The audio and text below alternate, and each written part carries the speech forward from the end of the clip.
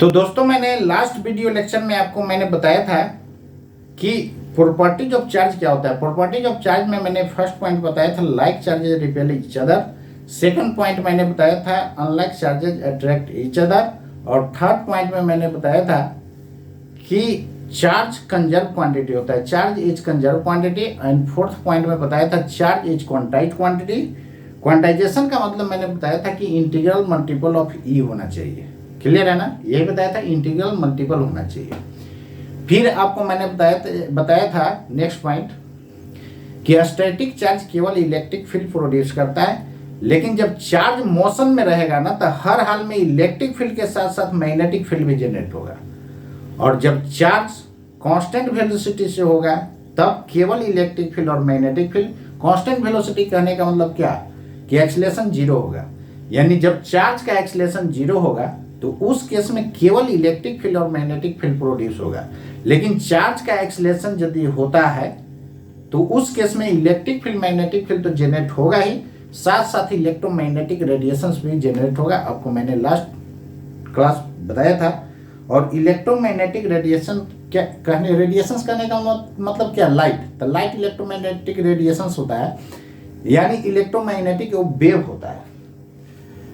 तो last point आपको मैंने बताया था कि जब एक्सीलरेटेड चार्ज जब मोशन में रहेगा तो इलेक्ट्रिक फील्ड के साथ साथ मैग्नेटिक फील्ड भी रहेगा, उसके साथ साथ इलेक्ट्रोमैग्नेटिक रेडिएशंस भी इमिट होगा। तो यदि इधर एक्स एक्सिस मानते हैं, इधर वाई एक्सिस मानते हैं, तो एक्स एक्सिस की तरफ कौन ऑसिलेट करेगा, इलेक्ट्रिक फील्ड, और वाई के तरफ यदि मैग्नेटिक फील्ड है तो निश्चित रूप से जेड की तरफ जो हो जाएगा डायरेक्शन ऑफ प्रोपगेशन होगा। ये हो जाएगा direction of propagation of wave, direction of propagation of wave.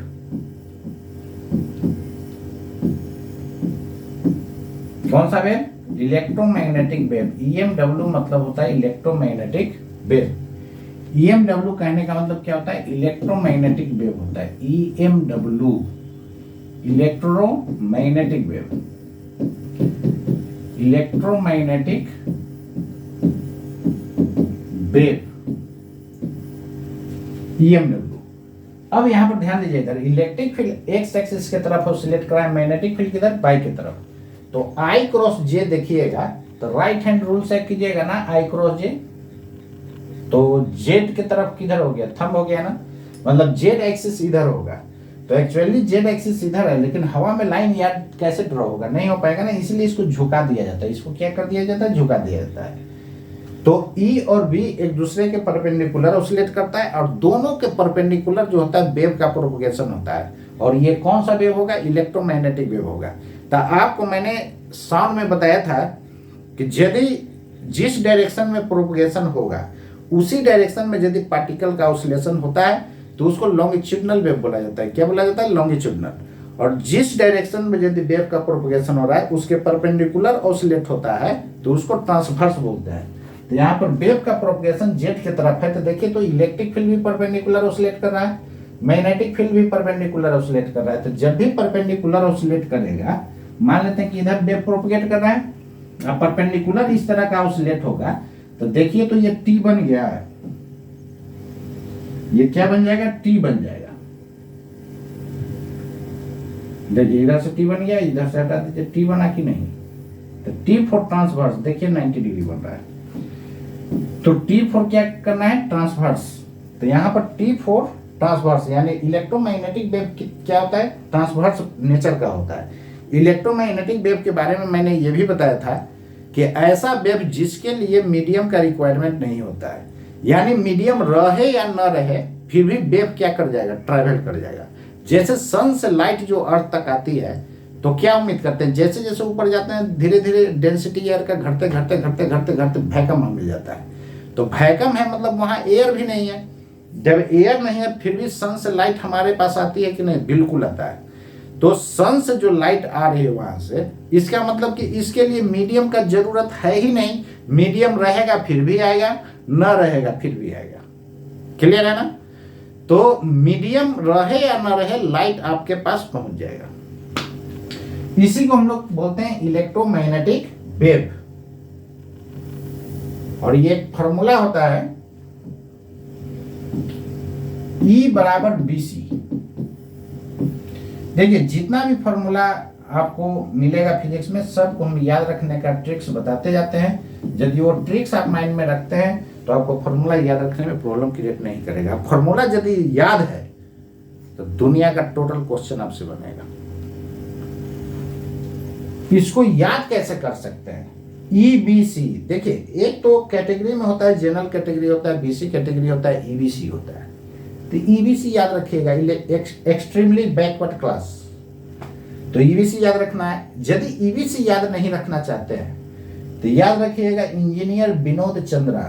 क्या याद रखना है? इंजीनियर विनोद चंद्रा। क्लियर है ना?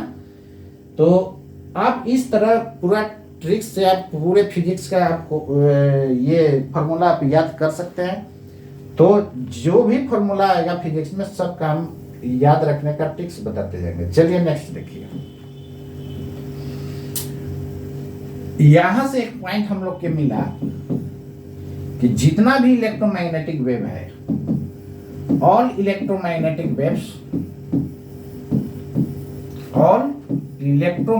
वेव्स है सेम स्पीड्स। कहां पे? इन एयर और वैक्यूम। वैक्यूम में बहुत लोगों का दिमाग में होता है कि डबल सी होता है। ये आप गलत उच्चारण करते हैं इसलिए आपको डबल सी दिखता है। ये वैक्यूम बोला जाता है ना कि वैक्यूम। ट्रेन में आप क्या बोलते हैं? वैक्यूम हो गया भैया। उसको हम लोग बोलते हैं वैक्यूम हो गया, ना कि वैक्यूम हो गया। ऐसे जहां कहीं भी डबल सी लिखा हुआ होगा आप लेकर के आइएगा, उसको फाड़ करके फेंक देंगे बाहर। मतलब न वैसा रहेगा लिखा हुआ न फटेगा वो। आप गलत तरीका से देख लिया। तो वैक्यूम में डबल यू होता है। तो क्या लिखें? All electromagnetic waves have same speed in air और vacuum which is equal to किसके बराबर होगा? 3 × 10⁸ मीटर पर सेकेंड। यानी C बराबर याद रखना है 3 × 10⁸ मीटर पर सेकेंड। क्लियर है? जितना भी इलेक्ट्रोमैग्नेटिक वेव होगा सबका स्पीड इसी के बराबर होगा। इलेक्ट्रोमैग्नेटिक वेव का एग्जांपल क्या क्या है? EMW, electromagnetic wave. इसका एग्जांपल क्या क्या हो सकता है? इसका एग्जांपल में देखिए एक्स रे हो सकता है,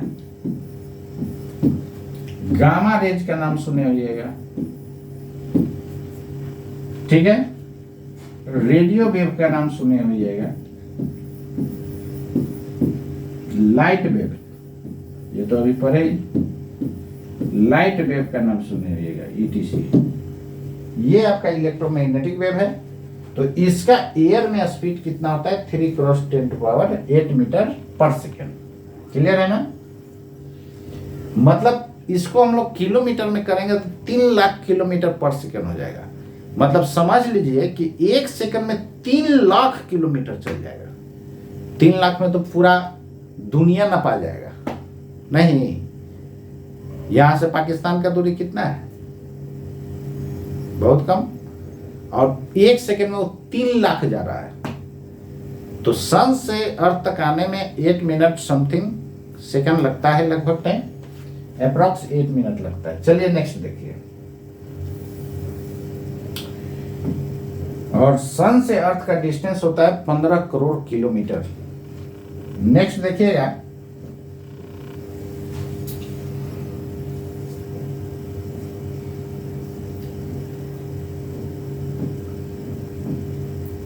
इसमें नेक्स्ट में हम लोग देखेंगे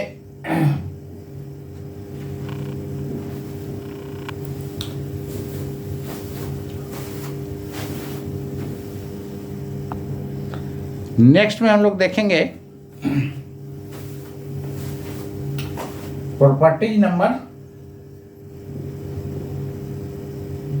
9। इसमें क्या कहता है, इलेक्ट्रिक चार्ज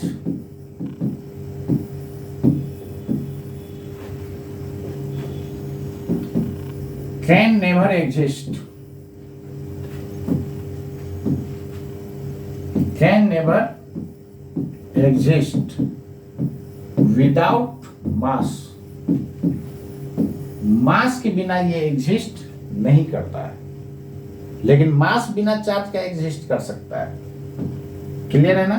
तो प्रॉपर्टी में केवल यही है, इसको भी इसी में हम लिखा दे रहे हैं, but mass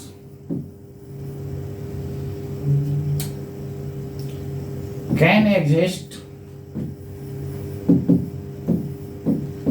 without mass, sorry without charge, यानी बिना चार्ज का मास एग्जिस्ट कर सकता है, लेकिन बिना मास का इलेक्ट्रिक चार्ज एग्जिस्ट नहीं कर सकता है।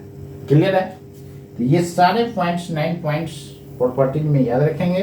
और चलिए नेक्स्ट हम लोग देखते हैं क्वेश्चन। इस टाइप का थ्योरेटिकल क्वेश्चन आते रहता है, इसलिए माइंड में रखना है। Which of the following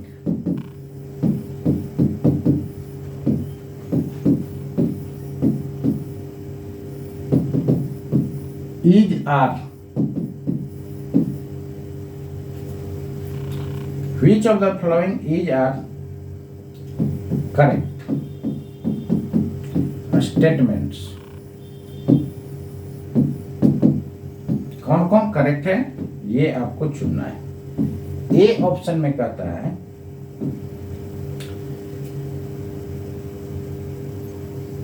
electric charge moving on, electric charge in लिखिएगा, in uniform circular motion,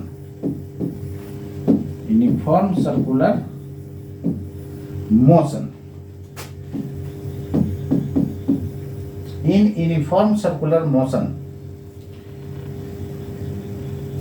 can produce, ऐसे लिखना, will produce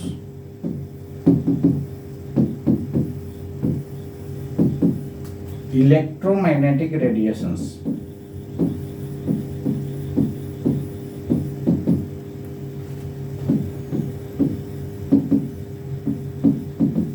आपको बताना है। चलिए नेक्स्ट देखिए, आप लोग नोट करते जाइएगा, स्क्रीनशॉट ले लीजिए या नहीं तो रोक करके लिख लीजिएगा। बी में देखिए, बी में क्या कहता है, बी में कहता है कि electric charge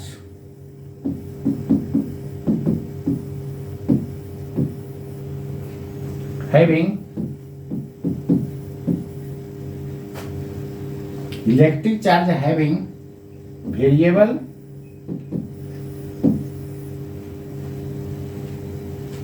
speed must produce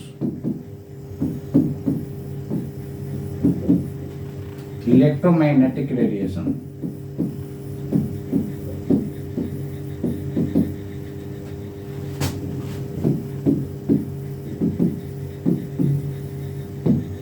ठीक है, next point,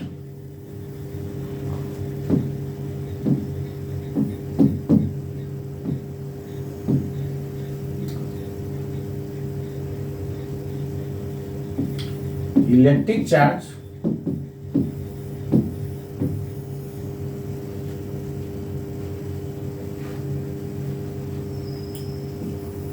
moving with constant velocity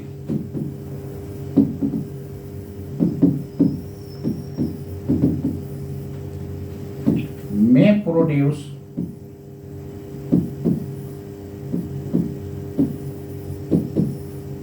electromagnetic radiations।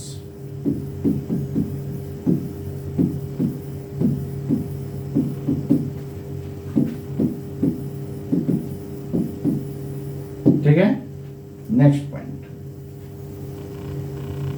आप लोग लिखते जाइएगा। डी नंबर देखिए,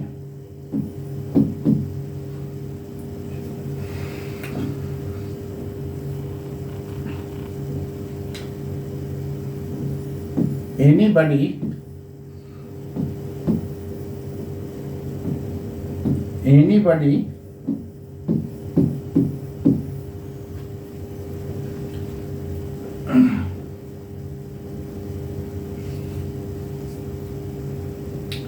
can contain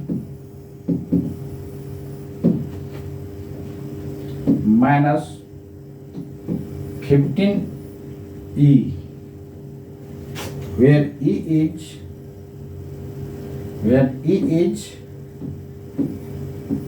electronic charge.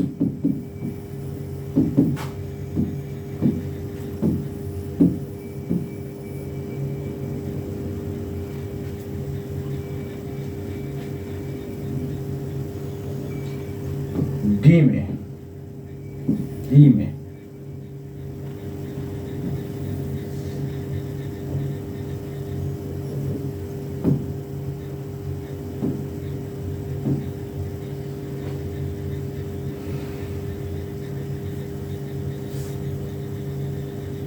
Electric charge depends on frame of reference. देखिए आपको ऑप्शन 4 ही रहेगा, लेकिन मैं ज्यादा दे रहा हूं, इसमें से कोई 4 को उठा के डाल देगा। एफ में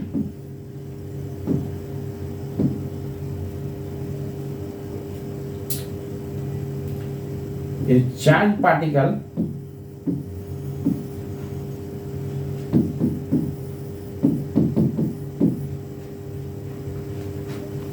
moving with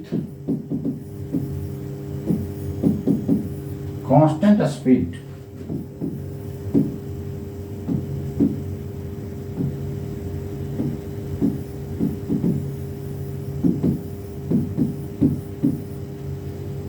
may produce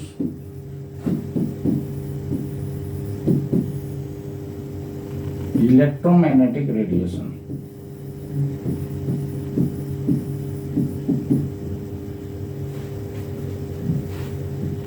Radiations.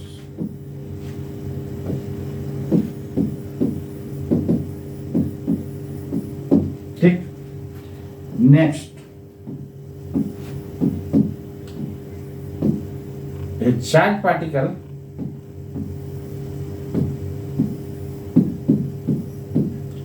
charged particle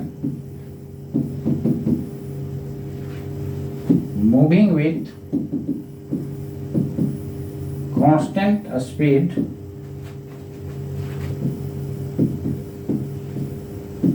must produce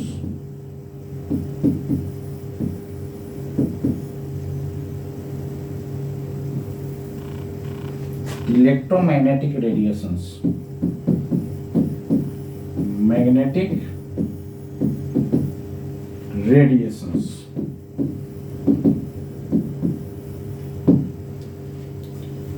चलिए, जो लोग इसको सही सही बना देगा उसको 5 टॉफी मिलेगा। जो लोग सही सही इसको बना देगा उसको 5 टॉफी उसको दिया जाएगा। और बना करके आप कमेंट में डालिएगा आंसर। तो ठीक है दोस्तों, आप इसको आप रेडी कर जाइएगा। प्रॉपर्टी से रिलेटेड जितना भी तरह का था वो टोटल हम देख चुके हैं। आप उसको रेडी कर जाइएगा और फिर हम लोग आप लोग के मिलते हैं नेक्स्ट वीडियो लेक्चर में। तब तक के लिए जय हिंद, जय भारत।